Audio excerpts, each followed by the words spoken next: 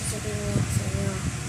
Hindi ko kalimutan mag-like and share and subscribe para upload kayo palagi sa YouTube channel ko. And dumating na siya. Binuksan ko na siya.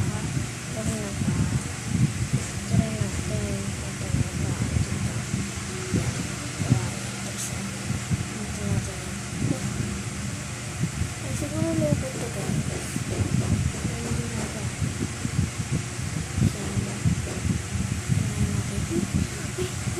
Siguro wala. Siguro lubat ata ito. Kasi syempre natin. Hintayin na yung part 3. Ha?